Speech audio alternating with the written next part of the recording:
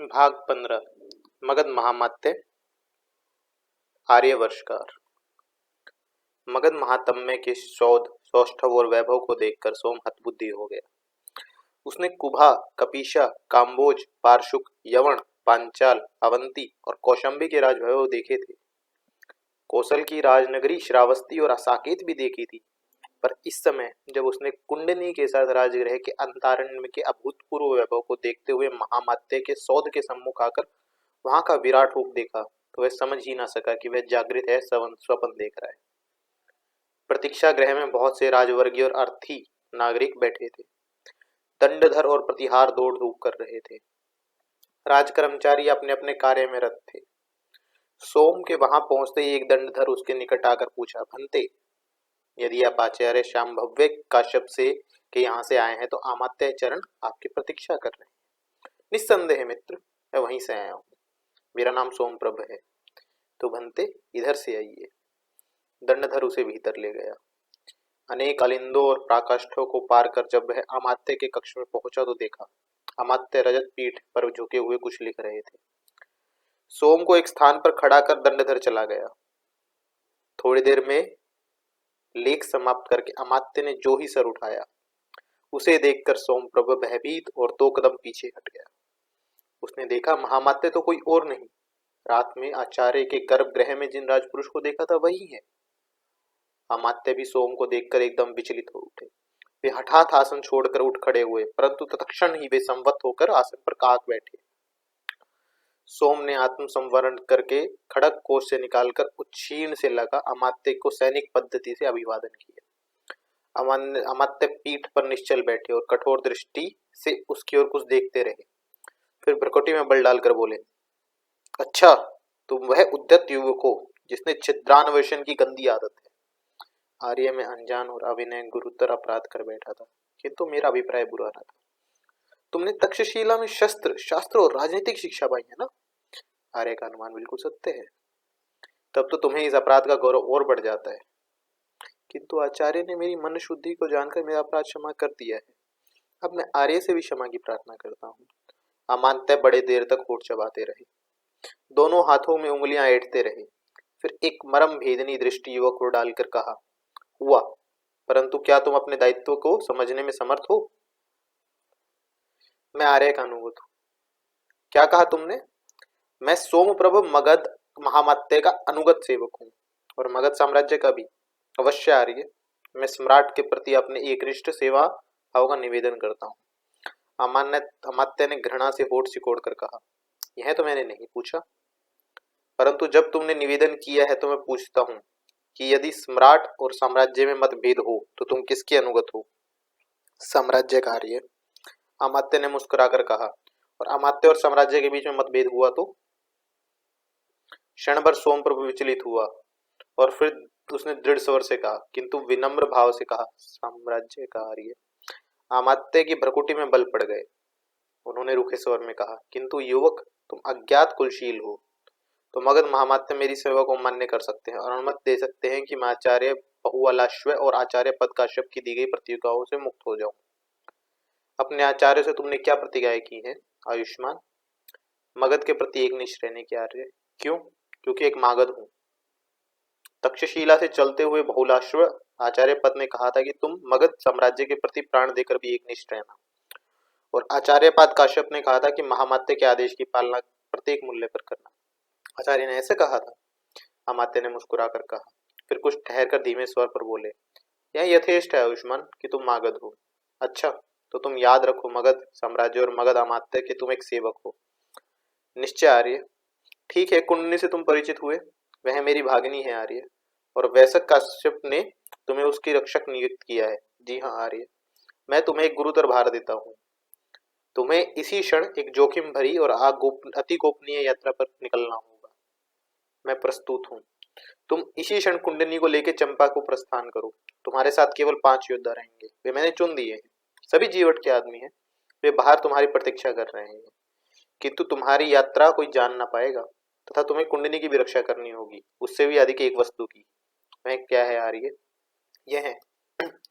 वर्षकार ने एक पत्र सोमप्रभ को देकर कहा, इसे जल्द से जल्द सेनापति चंडभद्रिक को पहुंचाना होगा।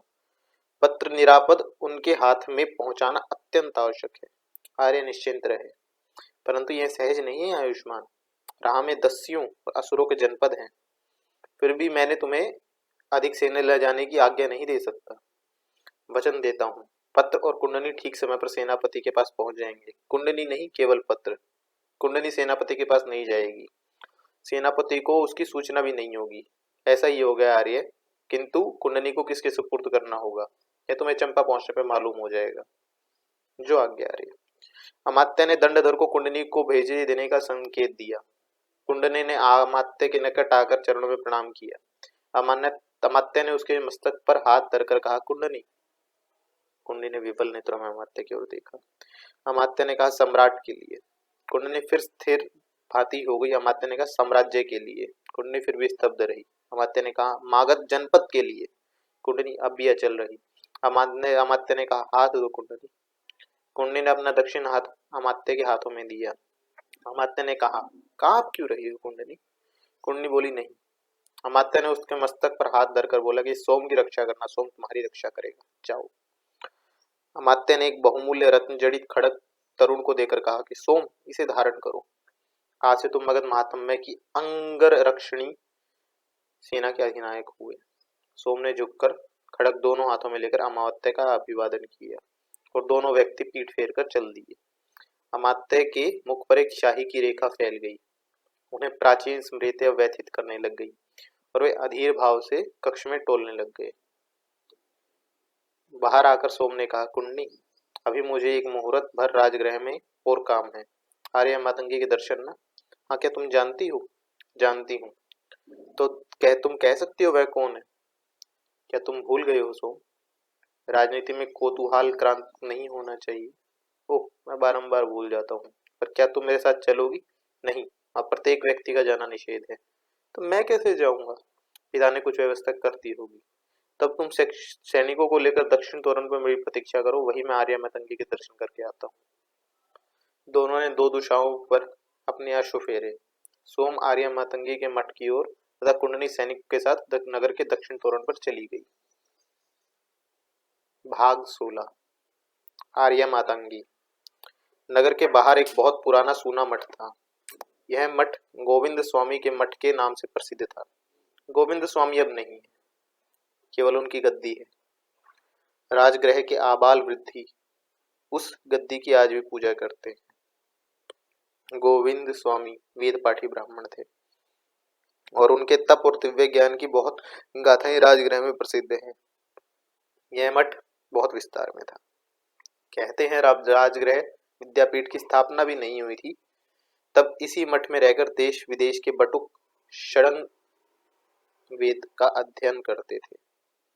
यह भी कहा जाता है कि वर्तमान सम्राट बिंबसार के पिता को इन्हीं गोविंद स्वामी ने अश्वमेध यज्ञ कराकर सम्राट की उपाधि दी थी। यह भी कहा जाता है कि राजगृह का शिशुनाग वंश असुरों का है। उन्हें आर्य धर्म में गोविंद स्वामी ने ही प्रतिष्ठित किया था और सर्वप्रथम सम्राटो अहमेति घोषित करके शिशु नागवंशी राजा को देवपद दिया। तभी से मगध के सम्राट को देव पुकारते हैं। सम्राट के पिता गोविंद स्वामी की बहुत पूजा अर्चना और सम्मान करते थे। वे सदैव प्याओ प्यादे उनसे मिलने आते थे। उन्हीं के जीवन काल में गोविंद स्वामी की मृत्यु हो गई थी। उस समय उन्होंने एक अबोध 8 साल की बालिका पीछे छोड़ी। उसे सम्राट के हाथ में सौंप कर कहा कि सम्राट, इसकी रक्षा का भार लें। और सम्राट ने कहा कि मेरे पुत्र बिंबुसार के बाद यही कन्या मेरी पुत्री होगी, राजपुत्री की भांति इसका लालन पालन होगा। किंतु गोविंद स्वामी ने कहा, नहीं नहीं सम्राट, मातंगी का लालन पालन ब्राह्मण कन्या की तरह ही भांति होना चाहिए, उसकी शिक्षा भी उस तरह ही होनी चाहिए। गोविंद स्वामी की इस पुत्री के अतिरिक्त उसका एक शिष्य ब्राह्मण कुमार था। वह किसका पुत्र था यह कोई नहीं जानता। सभी जानते हैं कि गोविंद स्वामी के किसी अति प्रिय स्वजन का बालक है। गोविंद स्वामी के पास वह बहुत छोटी अवस्था से था। उसका नाम वर्षकार था। वर्षकार और मातंगी साथ ही साथ बाल्यकाल में रहे। गोविंद स्वामी ने बालक वर्षकार जो उस समय 11 वर्ष का था, सम्राट को सौंप कर कहा, यह मेरे एक अति प्रिय आत्मीय का पुत्र है। इसके लक्षण राजपुरुषों के हैं। यह एक दिन तुम्हारे साम्राज्य का कर्णधार होगा। इसकी शिक्षा दीक्षा देखभाल सावधानी से करना और इसे मगध का महामात्य बताना। परंतु गोविंद स्वामी ने अत्यंत सतर्कता से सम्राट से वचन ले लिया था कि वर्षकार और मातंगी दोनों ही अंततः इस मठ में उस तक रहे जब तक दोनों का विवाह उपयुक्त समय पर दोनों पुरुष पात्रों से ना हो जाए। सम्राट के संदेह पर गोविंद स्वामी ने यह भी कहा दिया कि मातंगी के साथ कदापि वर्षकार का विवाह नहीं हो सकता, परंतु मातंगी का विवाह उसके वयस्क होने पर उसकी स्वीकृति से ही किया जाना चाहिए। गोविंद स्वामी मर गए और सम्राट ने भृत्य और उपाध्यायों की व्यवस्था करके वर्षकार और मातंगी की शिक्षा का प्रबंध कर दिया। इस बालक वर्षकार के संबंध में केवल एक पागल अपवाद करता सुना गया था। मैं भी कभी राजगृह में दिखाई दे जाता और पुकार पुकार कर कहता, देखो देखो इस पाखंडी गोविंद स्वामी को, इस बालक का मुंह इससे कितना मिलता है, इसे देखो। वह उन्मुक्त हास करता कहीं भाग जाता था। गोविंद स्वामी इस पागल से बहुत डरते थे। वह राजगृह में आया है, यह सुनकर वह बहुधा विचलित हो जाते थे। बहुत लोग संदेह करने लगे कि हो ना हो इस पागल से इस बालक का कुछ संबंध अवश्य है। एक बार तो यह अपवाद इस प्रकार स्पष्ट हो गया कि इसी पागल की परिणीता पत्नी से गोविंद स्वामी ने जार करके यह पुत्र उत्पन्न किया है। इस पर क्रुद्ध होकर उसने पत्नी को मार डाला है और स्वयं पागल हो गया है। जो हो, सत्य बात को कोई नहीं जानता था। मरने के बाद गोविंद स्वामी ने मातंगी से वर्षकार के विवाह का निषेध किया। इससे लोगों में शंका और घर कर गई, परंतु गोविंद स्वामी ने सम्राट से अति गोपनीय रीति की यह बात कही थी। इसी से वह बालक का दोनों ने सुनी भी नहीं। वही 8 वर्ष की बालिका मातंगी और 11 वर्ष के बालक वर्षकार बाल लीला समाप्त करके किशोर हुए और यौवन के प्रांगण में आ पहुंचे। युवक वर्षकार की तीक्ष्ण बुद्धि, प्रबल धारणा, वशिष्ठ और बलिष्ठ देह, शस्त्र और शास्त्र में उसकी एकनिष्ठ सत्ता देख सभी उसका आदर करते थे। सम्राट उसे पुत्रवत समझते थे और राजवर्गीय लोग उसका अभ्यर्थना करते थे। युवराज बिंबसार उसके अंतरंग मित्र हो गए थे। दोनों बहुधा अश्व पर आखेट के लिए जाते और भांति भांति की क्रीड़ा करते। परंतु उधर भीतर ही भीतर अनंग रंग जमा रहा था। देवी मातंगी का यौवन विकास पा रहा था। दोनों बालसखा परस्पर दूसरे ही भाव से एक दूसरे के प्रति आकर्षित हो रहे थे। यह देखकर सम्राट की चिंता बढ़ गई, परंतु उन्होंने युवक युवती से कुछ कहना ठीक नहीं समझा। केवल वर्षकार को राजकाज सिखाने के बहाने मठ से हटाकर राजमहल्य में रख लिया। वर्षकार महल्ले में रहने लग गए, परंतु इससे दोनों प्राणी ही वियोग विगद्ध रहने लग गए। देवी मातंगी का रूप यौवन असाधारण था। निराभरणा तापसी के वेश में उसका शरीर तप्त कंचन की भांति दमकता था। युवराज बिंबसार भी उसी पर मन ही मन विमोहित थे। वो मठ में अधिक आने जाने लग गए थे, परंतु शीघ्र ही वर्षकार ने यह आंखें ताड़ ली। एक बार उन्होंने खड़ग नंगा करके कहा, वैसक युवराज, मगध का संपूर्ण साम्राज्य तुम्हारा है, केवल मातंगी मेरी है। इस पर दृष्टि मत देना, नहीं तो मेरे बीच में एक खड़ग है। बिंबसार ने हंसकर और मित्र का हाथ पकड़कर कहा कि नहीं मित्र, मातंगी तुम्हारी ही रहे, चिंता ना करो। परंतु जब वर्षकार को सम्राट ने राजमहल्ले में बुलाकर रखा तो युवराज को मातंगी के एकांत साहचर्य का अवसर मिल गया। उनके ही अनुग्रह से वर्षकार भी अत्यंत गुप्त भाव से मातंगी से मिलते रहते थे। अकस्मात मातंगी ने देखा कि वह गर्भवती है। वह अत्यंत भयभीत हो गई, परंतु गर्भ युवराज या वर्षकार दोनों में से किसके औरस से है, मातंगी ने यह भेद दोनों को प्रकट नहीं होने दिया। वर्षकार और युवराज दोनों ने मिलकर इस अवस्था को सम्राट से छिपा लिया और जब शिशु का जन्म हुआ तो वर्षकार ने उसे हठ देकर दासी के हाथों कूड़े के हाथ में फेंक आने के लिए कहा। उसे संदेह था कि वह उसका पुत्र नहीं है। मातंगी ने बहुत निषेध किया, रोई पीटी, पर वर्षकार ने एक न सुनी। दासी एक सूप में नवजात शिशु को लेकर कूड़े में फेंक आई। देवयोग से उधर से राजगृह के महावैज्ञानिक सिद्ध शांभव्य कश्यप जा रहे थे। धूरे पर लाल वस्त्र में लपेटी हुई कोई वस्तु पड़ी देखकर उन्होंने उसके कुएं को उसके ऊपर मंडराते देखा। उनके मन में जागने की इच्छा हुई कि यह क्या है। निकट जाकर देखा तो एक सद्यजात शिशु मुंह में अंगूठा लेकर चूस रहा है। निकट ही स्वर्ण दंभ से बड़ी एक चमड़े की थैली पड़ी हुई है। आचार्य ने शिशु को उठा लिया और उत्तरीय से ढांप कर अपने मठ में ले गए, लालन पालन करने लगे। उन्हें शीघ्र यह भी पता लग गया था कि यह आर्य मतंगे का पुत्र है। उन्होंने उन पर और युवराज पर यह बात प्रकट भी कर दी। युवराज भयभीत हुए, परंतु आचार्य ने विश्वासन दिलाया कि चिंता ना करो, वह भेद नहीं खोलेंगे, बालक का अनिष्ट न होगा। युवराज बिंबिसार ने आचार्य को बहुत सा स्वर्ण देकर संतुष्ट कर दिया, परंतु वर्षकार के इस ईर्ष्यापूर्ण क्रूर कृत्य से मातंगी का हृदय फट गया। उसकी कोमल भावनाओं पर बड़ा आघात हुआ। वह एकांत में उदासीन भाव से रहने लग गई। युवराज भी वर्षकार से भयभीत रहने लग गए, क्योंकि उसे युवराज पर अब पूरा संदेह था। इसी बीच सम्राट की मृत्यु हो गई। मरने के बाद उन्होंने युवराज बिंबिसार और वर्षकार को मृत्यु शैया पर बुलाकर दोनों बातें कही। एक की वर्षकार बिंबिसार के महामात्य होंगे, दूसरे अपने राज्य के तीसरे वर्ष बिंबिसार देवी मातंगी का उनके पसंद के वर से विवाह करके उसकी आजीविका के लिए 80 ग्राम दे दे। साथ ही एक पत्र गुप्त भाव से युवराज को देकर कहा, इसे तुम राज्यारोहण के 3 वर्ष बाद खोलना, तब मातंगी से विवाह करना, तब मातंगी का विवाह करना। सम्राट मर गए। बिंबिसार सम्राट और वर्षकार उनके महामात्य हुए। वर्षकार अब खुल्लम खुल्ला मठ में जाकर देवी मातंगी से मिलने लग गए। मातंगी ने वर्षकार से विवाह करने का आग्रह किया, किंतु वर्षकार ने कहा, स्वर्गीय सम्राट ने हमारे पूज्य पिता गोविंद स्वामी के आदेश पर यह व्यवस्था की है कि सम्राट बिंबिसार अपने राज्यारोहण के तीसरे वर्ष विवाह व्यवस्था करेंगे। मातंगी मन मारकर रह गई, परंतु उसका चित्त उचाट करने लगा। 3 वर्ष बीत गए और राज्यारोहण की तीसरी वर्षगांठ के दिन सम्राट ने वह पत्र गुप्त खोला। उसमें लिखा था कि मातंगी वर्षकार की भगिनी है, उन दोनों का परस्पर विवाह नहीं हो सकता, किंतु मातंगी की सहमति से सम्राट उपयुक्त पात्र से उसका विवाह कर दें और 80 ग्राम उसकी आजीविका को दे दें। वर्षकार और बिंबिसार दोनों ही भीचकित रह गए। भय का सबसे बड़ा कारण यह था कि मातंगी इस समय फिर गर्भवती थी। यह स्पष्ट था कि यह गर्भ वर्षकार का था। अतः इस दारुण और हृदय विदारक समाचार को उससे सुना पाना सम्राट ने ठीक नहीं समझा और उन्हें समझा बुझाकर जलवायु परिवर्तन के लिए वैशाली भेज दिया। कुछ दिन बाद एक कन्या को गुप्त रूप से जन्म देकर और स्वस्थ होकर मातंगी राजगृह में आई। तभी उन्हें सत्य का पता चला। सुनकर वह एक बारगी विक्षिप्त हो गई। उन्होंने मठ के सभी राजसेवकों को पृथक कर दिया और कठोर एकांतवास में रहने लग गई। वर्षकार का मठ में आना निषिद्ध करार दे दिया गया। सम्राट बिंबिसार से मिलने से भी उन्होंने इनकार कर दिया तथा अपने विवाह से भी।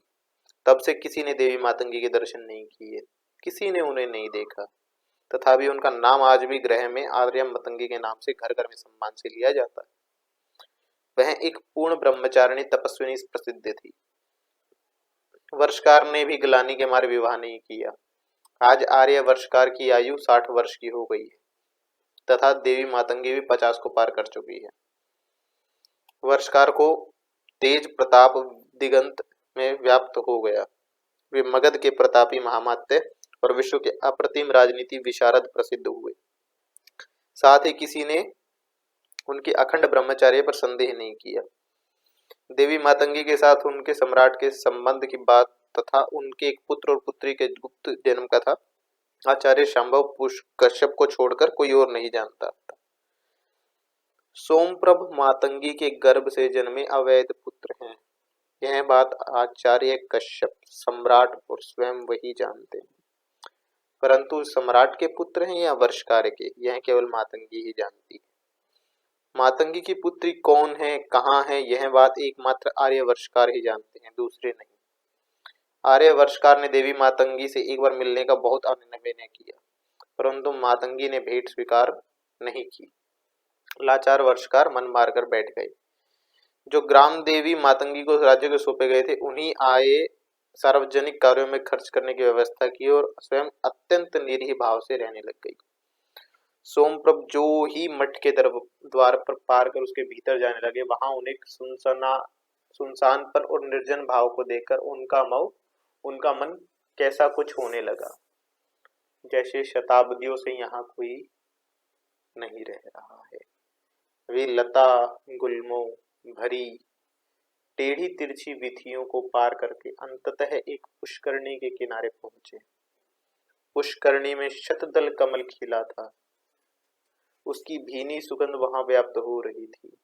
पुष्करणी के किनारे पर सघन वृक्षों की छाया थी। उसी शीतल छाया में क्षण भर सोमप्रभ चुपचाप खड़े रहे। वह सोच रहे थे किस लिए आर्य मतंगी के पास भेजा है। एकाएक पीछे से पद शब्द चुना सुनकर वे चमक उठे। उन्होंने देखा एक वृद्धा स्त्री जल का घड़े लिए आ रही है। उसने युवक को देखकर आश्चर्यचकित होकर बोला, कौन हो तुम और यहाँ कैसे चले आए? क्या तुम नहीं जानते आर्य मातंगी की आज्ञा से यहाँ किसी भी मनुष्य का आना निषिद्ध है? जानता हूँ भद्रे, परंतु मैं इच्छा पूर्वक ही आया हूँ। मैं आर्य मातंगी की दर्शन किया चाहता हूँ। यह संभव नहीं, आर्य किसी को दर्शन नहीं देती। परंतु भद्रे, मैं आचार्यपाद कश्यप की आज्ञा से आया हूँ। मेरा नाम सोमभद्र है। दासी ने अवाक होकर क्षणभर युवक की देखा, फिर उसे भयभीत दृष्टि से युवक को देखकर कहा, आचार्य कश्यप ने? तब ठहरो भद्र, मैं देवी से जाकर निवेदन कर दूं। वह बिना उत्तर के प्रतीक्षा करे ही चली गई। सोमप्रभ एक शिलाखंड पर बैठकर कुछ सोचने लग गए। वह सोच रहे थे कि यह कैसा रहस्य है।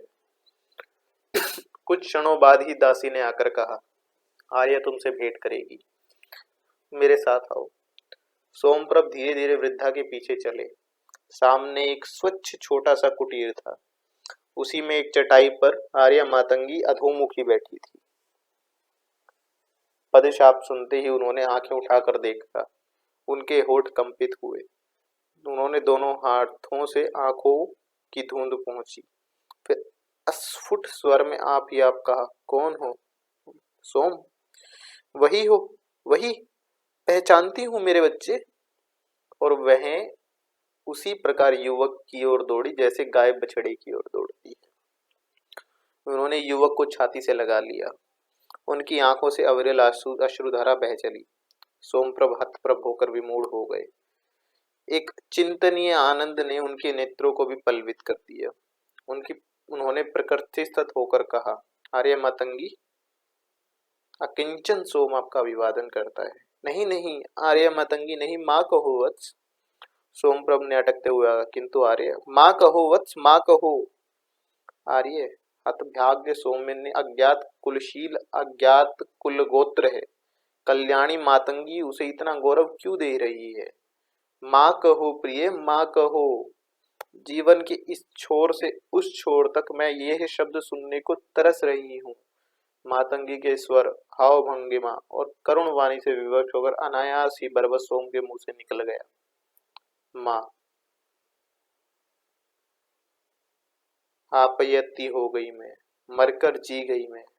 वत्स सोम, अभी और कुछ देर हृदय से लगे रहो।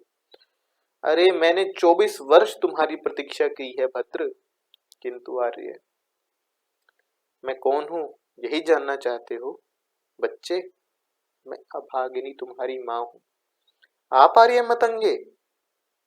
देव पूजित द्विज गोविंद स्वामी की महाभागा पुत्री देवी मातंगी मुझ भाग्यहीन की माँ है? निश्चय वत्स, यह ध्रुव सत्य है। क्या आचार्य ने कहा नहीं? नहीं, उन्होंने केवल इतना ही कहा कि देवी के दर्शन करना अवश्य। अभी मुहूर्त भर पूर्व उन्होंने मुझे संदेश भेजा था कि तुम्हारा पुत्र आया है, मैं तुमसे मिलने आ रहा है। सो तुम सोम, तनिक तुम्हें देख लूं। मेरे सामने खड़े तो हो जाओ प्रिय। और मातंगी अबोध बालक के समान सोम के संपूर्ण शरीर पर हाथ फेरने लग गई। सोम ने धीरे धीरे झुककर मस्तक माँ के चरणों में टेक कर कहा, माँ आज मैं सनाथ हुआ, परंतु मुझे अधिक समय नहीं है। मुझे एक दुरूह यात्रा करनी है। इसके बाद बस इतना बता दो, मेरे पिता कौन है? पिता? मातंगी के होठ भय से सफेद हो गए। उसका चेहरा पत्थर की भांति भावहीन हो गया। उन्होंने डूबते वाणी से कहा, पुत्र, उनका नाम लेना निषिद्ध है। क्यों माँ? क्या तुमने मेरे आजन्म एकांतवास को नहीं सुना? सुन चुका हूँ आर्य। तो बस यही यथेष्ट है। मैं क्या उनके विषय में कुछ नहीं जान सकता? क्या जानना चाहते हो वत्स? उनकी पद मर्यादा। वे विश्व विश्रित विभूति के अधिकारी हैं, जीवित हैं, हाँ। तो वे तो अभी यही यथेष्ट है माँ। शेष मैं अपने कौशल से जान लूंगा। परंतु पुत्र मेरा आदेश मानना। इधर उद्योग मत करना, इससे तुम्हारा अनिष्ट होगा। माता की जैसी आज्ञा। अब मैं जाऊंगा आर्य। क्या इतनी जल्दी है भद्र? अभी तो मैंने तुम्हें देखा भी नहीं। शीघ्र ही लूटूंगा आर्य। अभी कुछ दिन रहो पुत्र। नहीं रह सकता, आदेश है। किसका भद्र? आर्य वर्षकार का। मातंगी चौंक कर 2 कदम पीछे हट गई। उन्होंने कहा, अच्छा अच्छा, समझी। आर्य यहाँ तक पहुंच चुके? आर्य, आज प्रातः ही मुझे उनका दर्शन लाभ हुआ। कहाँ जा रहे हो भद्र? चंपा। एकाकी ही? नहीं, भगनी भी है माँ। आप तो जानती हैं मेरी एक भगनी भी है। मातंगी ने काम करा। किसने कहा भद्र? आचार्य पाद ने। कौन है वह? कुंडनी। कुंडनी, सर्वनाश। तुम उसके साथ जा रहे हो पुत्र? ऐसा नहीं होगा। क्यों माँ, क्या बात है? नहीं, वह मैं तुम नहीं कह सकूंगी। कहते ही शिरच्छेद हो जाएगा। किसने तुझे कुंडनी के साथ जाने को कहा?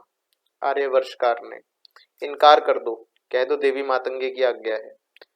आपकी आज्ञा क्या मगध महात्म्य में वर्षकार सुनेंगे? उन्हें सुननी होगी। मैं स्वयं आज 28 वर्ष बाद पुष्करणी के पार। देवी मातंगी, सामने से किसी ने पुकारा। दोनों ने देखा। आचार्य कश्यप हैं।